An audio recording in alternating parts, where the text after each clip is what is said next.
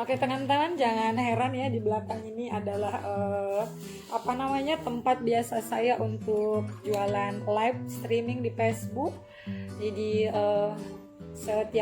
enggak setiap hari ya, di hari Selasa, Rabu, Kamis, dan Sabtu, karena di hari Senin, Jumat, dan Minggu kita libur. Jadi mohon maaf kalau di sini ada nomor-nomor telepon untuk kalian yang bergabung ke Facebook saya, monggo. Jadi teman-teman, motivasi kali ini adalah, oh ya, sekali lagi aku mau ngasih tahu nih, bukan berarti aku yang ngomong di sini adalah orang yang maksudnya orang yang super, orang yang nggak pernah menangis, nggak pernah bersedih, nggak pernah kecewa, nggak pernah depresi. Kita semua pasti pernah merasakan itu, sekalipun dia adalah seorang motivator, sekalipun dia seorang dosen, dokter, psikolog, segala macam. Sudah kodratnya, mungkin sudah takdirnya manusia merasakan sedih, nangis, happy, ya nggak, tertawa, terbahak-bahak kayak gitu. Jadi teman-teman, kali ini aku mau ngasih tahu ke kalian, pernah nggak merasakan namanya kecewa berat, entah itu kecewa sama Allah, kecewa sama dirimu sendiri, kecewa pada orang lain, misalnya kecewa pada sahabatmu sendiri, atau kecewa kepada orang-orang terdekatmu kayak gitu. Jadi bagaimana kamu menanggapi hal-hal itu gitu. Jadi teman-teman, seperti video saya yang awal-awal yang pernah saya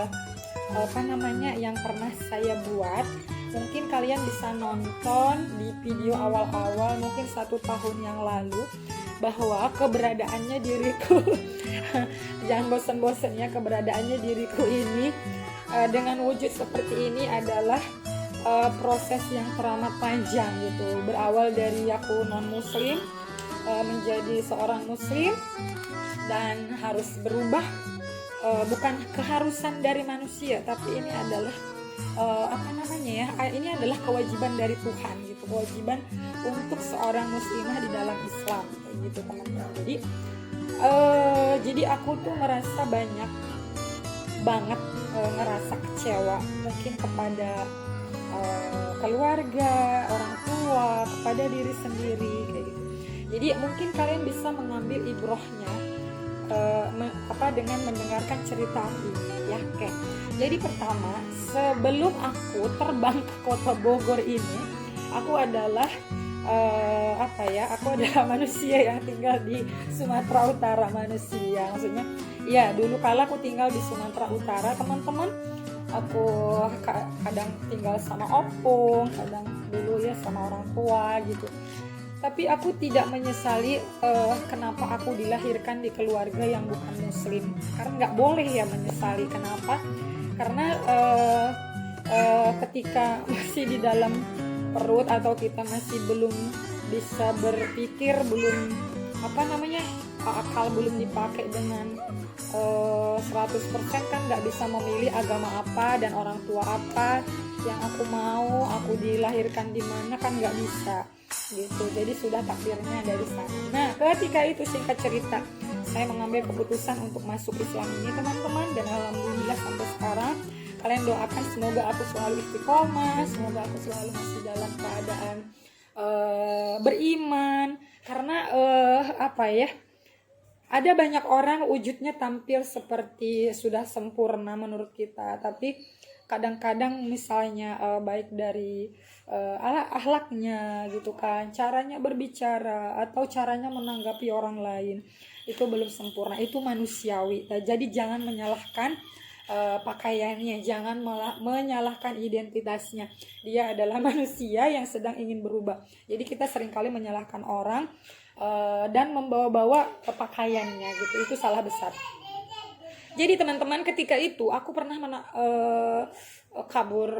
pergi, meninggalkan rumah, meninggalkan kota kelahiran aku, dan alhamdulillah aku akhirnya memilih tinggal di Bogor ini. Bukanlah hal yang mudah keluar dari keluarga sendiri ya kan, dan aku harus merantau sendiri, jadi gembel ya kan, di mana-mana kelaparan gitu, haus. Jadi kalau aku cerita ke teman aku, enggak semua sampai tetek bengek aku ceritain, enggak. Tapi di sini video ini aku ceritakan bahwa Udah pernah juga sih. Jadi kalau kalian nonton mungkin nggak terlalu lengkap ya. Jadi semenjak aku nyampe di Bogor itu aku tidak mempunyai bekal yang begitu banyak untuk bertahan hidup, teman-teman. Jadi aku benar-benar memperjuangkan hidup sendiri gitu, dengan cara tidak minta-minta. Aku berjuang dari jualan kaki lima kemana-mana, ke kampus, dimanapun aku jualan, setiap pasar gitu ketika libur kuliah. Jadi lulusnya aku ketika S1 S2 itu adalah berkat dari perjuangan aku mencari pundi-pundi kayak gitu. Coba bayangkan ketika waktu itu aku tidak mau berjuang, atau aku seolah-olah pasrah kayak gitu. Bisa jadi kan ya udahlah, gimana ntar aja, cita-cita nanti gimana datangnya aja, kan enggak. Allah itu mencintai orang-orang pekerja keras, teman-teman. Jadi ingatlah, ketika kamu lemah, ketika kamu futur dan terpuruk, Allah itu nggak suka kamu berlama-lama di posisi itu. Allah tuh pengen kamu cepet-cepet bangkit. Setelah itu Allah kasih jalan kayak gitu. Kadang-kadang Allah udah kasih jalan tapi kita nggak mau nyari, ya nggak sih? Dan mungkin aku juga sering merasakan itu gitu. Nah, ketika aku misalnya nyampe di Bogor, terombang-ambing, aku nggak punya siapa-siapa karena namanya merantau ya, keluarga besar semua di sana gitu di Medan. Nah, hiduplah aku sendiri. Pernah merasakan down, depresi, bener-bener sedepresi-depresinya. Bukan depresi karena aku kelaparan, teman-teman, bukan depresi karena aku haus, karena aku tinggal tempatnya yang tidak layak, bukan karena itu. Tapi aku pernah merasakan benar-benar di titik paling bawah itu karena merasa rindu kepada keluarga, rindu kepada saudara-saudara sekandung kayak gitu kan, rindu dengan tanah kelahiran. Karena buat aku waktu itu dengan seusia itu mungkin ujiannya sangat berat banget, karena aku harus memilih agama ini tapi aku harus mengorbankan yang itu gitu, yang amat banyak untuk mendapatkan satu masa depan kayak gitu, teman-teman. Jadi nggak mudah. Oleh karena itu aku pernah namanya merasakan kayak benar-benar kecewa banget sama Allah. Mungkin waktu itu keimananku belum penuh ya, atau aku tuh masih kayak semacam ini loh, teman-teman, mencari jati diri dan mencari jalan supaya aku tuh benar-benar dekat sama Allah gitu. Nah, suatu saat mungkin aku merasakan yang namanya waktu itu lelah karena aku pulang kuliah. Aku tuh kuliah nyicil, teman-teman, sering ngutang sampai akhirnya aku tuh lulus wisuda.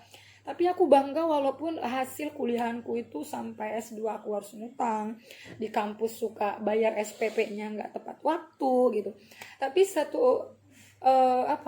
aku harus bertepuk tangan untuk diriku sendiri. Aku bisa melewati hal itu dengan segala macam kekurangan yang aku punya. Aku bisa melewatinya gitu. Dan aku bisa mengembangkan ilmu aku dengan berbisnis misalnya, ya kan, dengan aku bisa ngajar di salah satu sekolah yang paling bagus di kota Bogor ini gitu. Itu kan hal yang perlu aku syukuri dan yang aku harus berterima kasih untuk diriku sendiri, sudah begitu kuat melewati hal itu, melewati kesulitan itu gitu.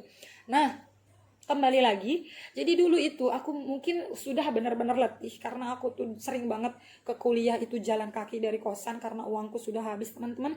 Atau bahkan aku untuk membeli aqua gelas aja aku susah banget karena emang waktu itu hidup merantau dengan kita mencari uang sendiri untuk menghidupi diri sendiri itu tidak mudah, apalagi tidak ada yang kita kenal.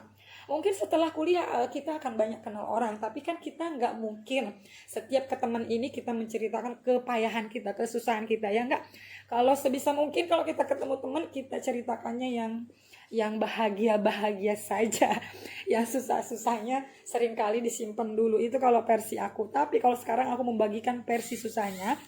Jadi teman-teman, dulu itu aku depresi banget di saat aku nggak bisa menahan rindu yang udah teramat dalam, mungkin kepada keluarga ya, kepada orang tua gitu, kepada saudara kandung. Terus aku tuh kayak merasa aku tuh kok menyesal enggak, aku pindah agama menyesal enggak, tapi aku tuh kayak udah merasakan titik paling capek gitu, capek dalam arti itu di awal-awal aku masuk Islam, capek dalam arti aku harus menghidupi diriku sendiri, aku bayar kosan sendiri, segala macam sendiri. Siang malam aku bekerja, dan kadang kalau kuliah aku juga sambil jualan. Jadi waktuku itu adalah berkutat untuk menghidupi diri sendiri supaya nggak minta-minta gitu teman-teman.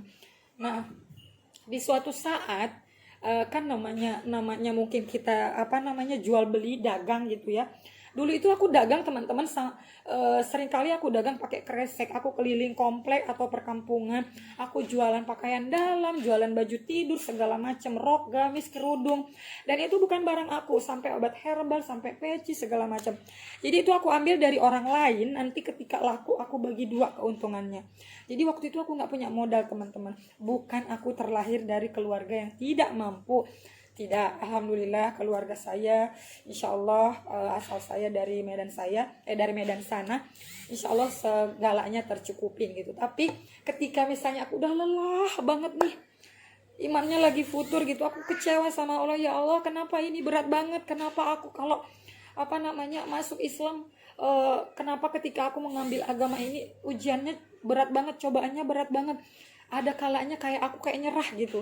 Bukan nyerah untuk aku balik lagi ke agama Kristen, enggak, tapi nyerah dalam arti aku tuh kayak semacam gimana sih kalau kita merantau di negeri orang nih ya, di kota orang lain, daerah orang lain, tanpa siapa-siapa, asing, rasanya asing, terus nggak ada yang kita kenal, awal-awal nggak bisa kita bercakap-cakap, bukan bercakap maksudnya Carlota curhat gitu kan, nggak bisa cari orang yang menguatkan, sampai akhirnya butuh waktu 1 tahun kita baru dapat teman yang bisa menguatkan pundak kita. Karena manusia sejatinya nggak bisa hidup sendiri teman-teman. Sekalipun kamu punya uang miliaran rupiah di ATM-mu, tinggal di negara orang sendiri, aku rasa tetap garing banget rasanya, asing banget, tanpa kamu bisa bersuak dengan manusia-manusia lainnya, ya enggak? Nah itu juga yang aku alamin waktu itu. Jadi aku bener-bener udah capek banget, udah kayak aku sampai kecewa sama Allah. Aku bilang gini, ya Allah, kenapa harus aku yang mendapatkan ujian seberat ini? Aku kelaparan, tinggalnya luntang-lantung. Jadi kalau aku ceritakan versi dulu banget itu, penampilan aku kan sebelum seperti ini teman-teman. Tapi saya ketika udah masuk Islam, ketika saya dijelaskan bahwa seorang muslimah itu kewajibannya pakai khimar, menutup dada, menutup seluruh tubuh dengan baju kurung tanpa sekat gitu, ya udah saya langsung pakai. Jadi nggak bertele-tele. Jadi aku orangnya kalau emang udah tahu itu adalah kewajiban aku, insya Allah aku akan lakukan. Nah sekalipun misalnya jangan melakukan ini karena ini haram, jangan memakan uang ini karena uang ini haram, insya Allah tidak akan saya makan gitu. Nah aku tuh nangis teman-teman, aku nangis selama-lamanya di dalam sujud aku. Apakah ketika kita memilih satu agama, kita harus merasakan yang namanya itu merana, menderita, tercampakkan, harus terasingkan kayak gitu, harus susah payah hidupnya memulai dari awal kayak gitu. Kenapa harus kayak gitu? Maksudnya itu pertanyaan konyol lah ya, mungkin lagi galau banget waktu itu. Tapi kalau dipikir-pikir lagi memalukan sih, ketika aku berpikir kayak gitu memalukan banget. Karena sejatinya ketika kita sudah dewasa, mau kita di agama manapun, kamu bebas memilih agama apa yang kira-kira cocok untuk dirimu sendiri, mengantarkan dirimu ke surga gitu kan. Jadi walaupun kamu terlahir di agama lain, itu adalah pilihan manusia masing-masing. Ya, kalau dia sudah dewasa, sudah balik, sudah bisa berpikir dengan jernih, ya kan? Boleh kayak gitu. Sekalipun kamu terlahir di tengah keluarga Yahudi misalnya, kalau dia memilih Islam atau agama lain, itu adalah pilihan dia, karena dia sudah dewasa, berhak dia untuk memilih agama. Nah, seharusnya orang tua kan mikirnya gitu, tapi kan aku merasakan, aku memikirkan itu adalah hal yang wajar ketika ada pemberontakan gitu, ketika anaknya misalnya atau saudaranya harus memilih agama lain, itu sudah sepaket beserta ujiannya. Ketika kamu menempuh sesuatu yang menurut kamu itu mampu menjadikan dirimu lebih baik, agama tadi, tapi ujiannya di belakang sana banyak gitu. Jadi teman-teman kayak gitu. Nah kecewa berat sama Allah, tapi aku tidak berlama-lama. Mungkin kecewa berat karena kesusahan yang amat terdalam yang dulu pernah aku lakukan, yang aku alami. Jualan, ada pasar ini aku jualan, ada bazar di sini aku jualan. Kan jualan itu nggak selamanya laris laku ya kan, kadang-kadang kita di bawah. Padahal kita saat jualannya di bawah kita lagi butuh banyak lagi butuh uang gitu untuk bayar ini gitu. Tapi teman-teman, nggak semua orang loh mampu melakukan itu. Maksudnya aku harus keliling-keliling kampung, keliling kos-kosan teman-teman, menawarkan dagangan gitu kan. Bahkan di kampus juga aku, seumur aku kuliah di kampusku, aku juga jualan di sana. Tapi aku belajar dari situ gitu, bahwa Allah itu tidak akan membuat kita kecewa berlama-lama untuknya, dan nggak mungkin gitu kan. Maksudnya terlalu nggak mungkin kita merasa kecewa kepada Tuhan, kepada Allah, karena Dia sudah memberikan segalanya. Tapi kadang-kadang kita merasa kita tuh males nyari jalannya gitu. Dan alhamdulillah ketika itu aku berpikir bahwa ini tidak akan lama. Setelah turun hujan, setelah turun badai, setelah petir, angin, puting beliung, akan ditampilkan sama Allah sebuah pelangi gitu kan. Jadi nggak usah berlama-lama untuk terlalu mendalam merasakan kesedihan teman-teman, karena selain merugikan diri sendiri, merugikan orang lain juga ya. Ketika kita merasakan galau yang amat mendalam, kita jadi murung, kita jadi nggak leluasa beraktivitas, nggak mau memberikan senyuman kepada orang lain. Nah ketika itu aku tuh berazam, ya Allah, mudahkanlah urusanku ketika misalnya nanti aku mempunyai harta yang Kau titipkan untukku. Aku tidak akan sungkan untuk membagikan ke orang-orang banyak gitu. Maka ya bantulah aku untuk bisa bertahan hidup dan untuk bisa sukses dalam bidang bisnisnya, dalam kuliahnya gitu. Ya udah tuh Allah bantu teman-teman. Dan bismillahirrahmanirrahim lagi, ketika misalnya kita berada di tengah-tengah masyarakat, di tengah keluarga, kita juga di tengah teman-teman, sahabat, dimanapun itu, pasti kita juga pernah merasakan yang namanya kecewa, ya enggak? Mungkin orang lain yang kecewa sama kita, atau kita yang kecewa sama orang lain, mungkin dengan perilakunya, caranya caranya itu berdrama gitu, drama queen atau drama Korea gitu. Kalau aku menghadapinya gini loh teman-teman, oke, itu terserah dia, terserah si Anu gitu kan, si Pulan gitu, merasa menjelekkan, menjatuhkan nama kita, atau dia berusaha sekeras mungkin supaya kamu dibenci banyak orang, supaya kamu dibenci banyak saudara atau siapapun itu gitu kan, sahabat gitu. Itu tidak akan bertahan lama teman-teman, karena sejatinya kalau kita benci sama orang, dia berbuat baik sebanyak apapun akan tetap benci bercampur dengan cemburu, sirik, segala macamnya, itu udah bercampur semua, karena setan tuh senang banget mengaduk-aduk perasaan orang lain kayak gitu. Nah jadi merantau itu mungkin datangnya ujian dari pertemanan kita, dari persahabatan, dari persaudaraan, ada banyak hal gitu kan.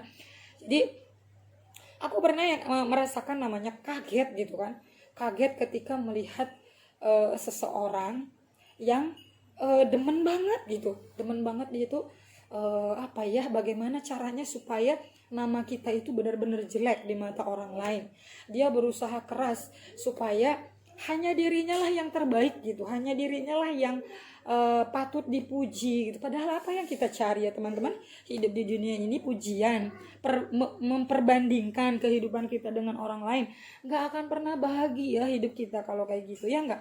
Jadi pernah yang namanya menemukan orang seperti itu mengganggu banget, itu racun banget untuk diri sendiri ketika kita melawannya dengan emosi gitu.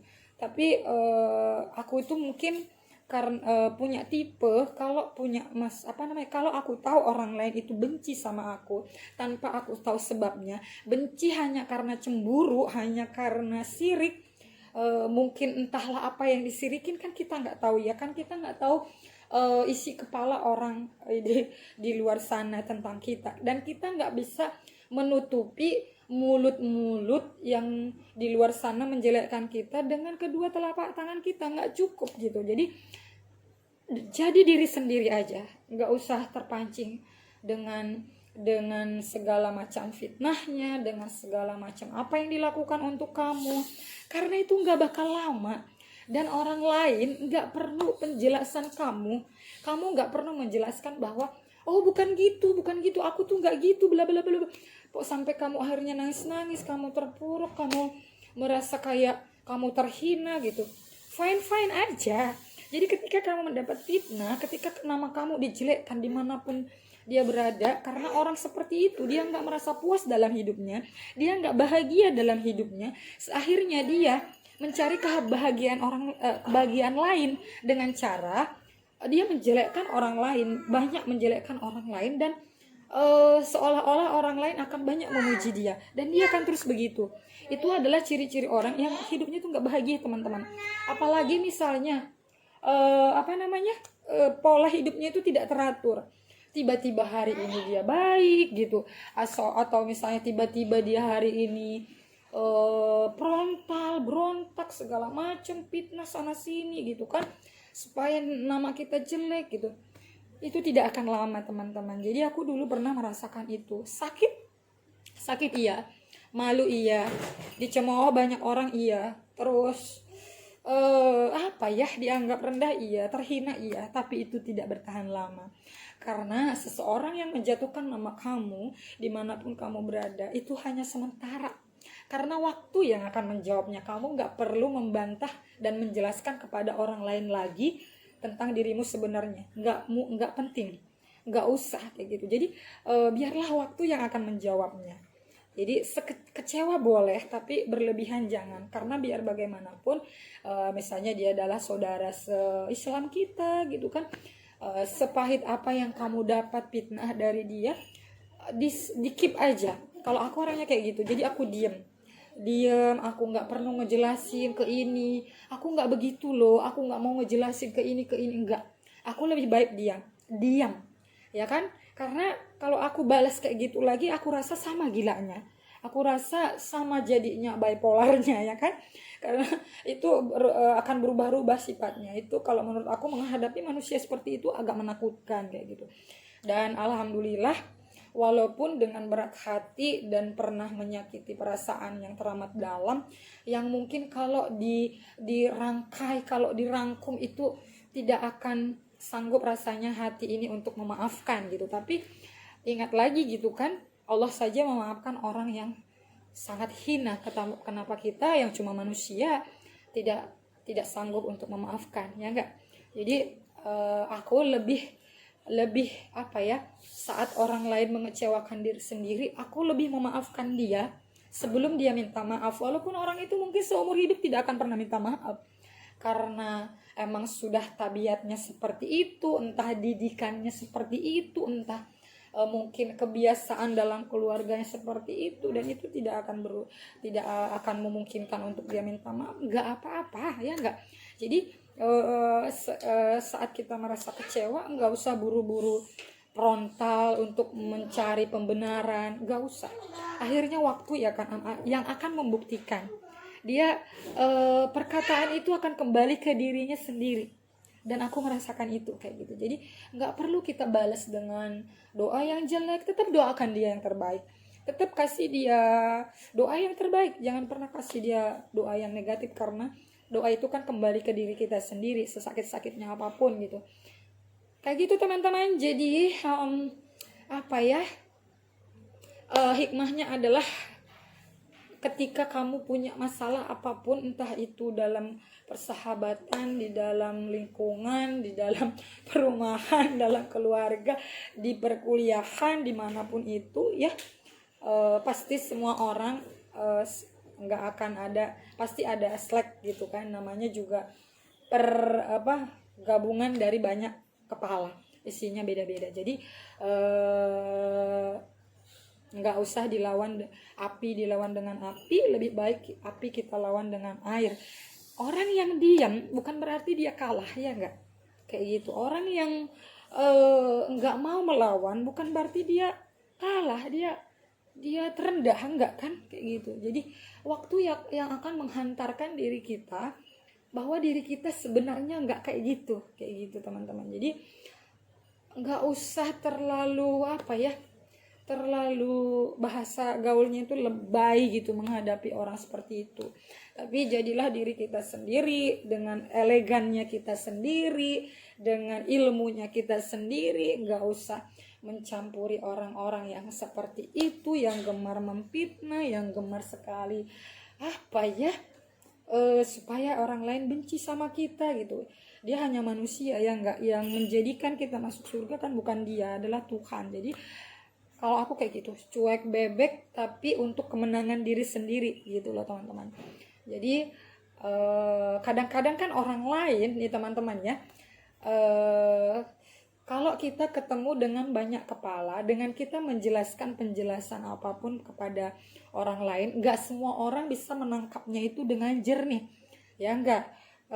Jadi ketika kita mencari pembelaan untuk diri kita sendiri, kita jelasin ke orang lain, bla bla bla bla, dengan segala macam ilmu yang kita miliki, segala macam kecerdasan yang kita miliki. Kalau orang lain yang mencerna itu bukan orang yang cerdas ya, maksudnya nggak setipe dengan kita, nggak akan masuk juga kayak gitu. Jadi aku pernah sih merasakan dipartnerkan gitu kan dengan orang yang super perfect gitu kan, yang segala macam itu dia teratur, tertata hidupnya, dan dia juga emang cerdas banget, cerdas luar biasa. Jadi kalau kita berteman dengan orang yang cerdasnya itu di atas rata-rata dan dia digabungkan dengan perfect, dan kita yang biasa-biasa aja akan merasa tertekan.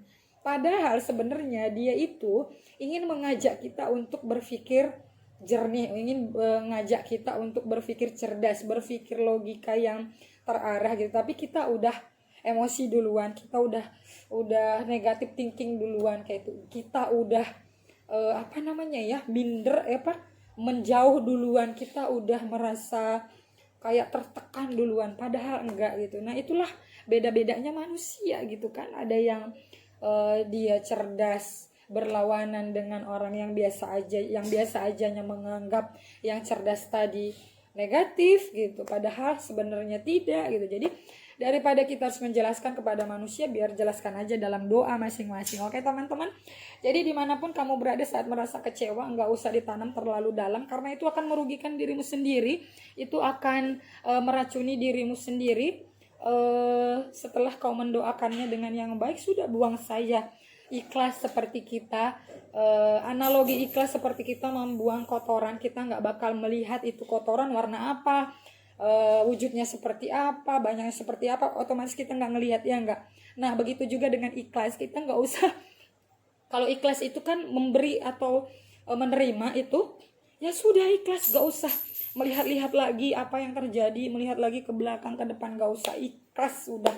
Sama seperti kita mengeluarkan satu kotoran, kita gak akan melihat-lihat, kita tidak akan mengungkit-ungkit. Oke? Jadi kayak gitu teman-teman, jangan lupa selalu bersyukur. Jadi aja dirimu sendiri. Kalau hari ini kamu belum bisa memberikan memberikan banyak bantuan kepada orang lain, belum bisa banyak ngasih rezeki kepada orang lain, kamu bisa memberikan jasa untuk menolong gitu kan.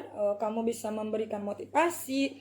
Kamu hari ini nggak bisa berbagi dengan rezeki, kamu bisa memotivasi orang lain, atau hanya sekedar memotivasi diri sendiri. Itu adalah pekerjaan yang tidak sia-sia kayak gitu. Jadi teman-teman, itu tadi lebih baik berpositive thinking sekalipun kita tidak paham dengan penjelasan orang lain yang mungkin di atas rata-rata kita gitu. Jadi lebih baik men-skip dan membuang rasa kecewa jauh-jauh. Jangan pernah tanam terlalu lama dalam dirimu, karena Allah mencintai orang-orang yang berhati ikhlas, yang tidak menyimpan kesombongan walaupun sebiji sawi dalam hatinya. Oke, terima kasih teman-teman. Semoga bermanfaat untuk kalian. Mohon maaf lebihnya dari Allah dan kurangnya dari saya sendiri. Assalamualaikum. Bye-bye. Hai, assalamualaikum semuanya. Kembali lagi di Muslimah Pejuang Dapur. Semoga kalian selalu dalam keadaan sehat teman-teman, dalam keadaan semangat, terus dalam keadaan optimis, tidak pernah mengeluh boleh, tapi habis itu pelan-pelan langsung bangkit lagi. Oke, kalian yang ketemu konten ini jangan lupa dikasih subscribe, jangan lupa dikasih like, juga komentar ya. Oke, terima kasih. Sekarang aku mau lanjut. Jadi hari ini aku nggak masak, aku nggak keluar juga. Hari ini tuh padat banget aktivitasnya, alhamdulillah gitu ya. Masih bisa jadi ibu, jadi istri, jadi pengusaha, jadi YouTuber juga. Udah dianggap YouTuber belum ya? Iya dong ya. Karena udah membuat video-video kreator gitu ya. Jadi teman-teman, aku hari ini hanya memberikan satu motivasi untuk kalian yang suka tidak percaya diri dalam hidup.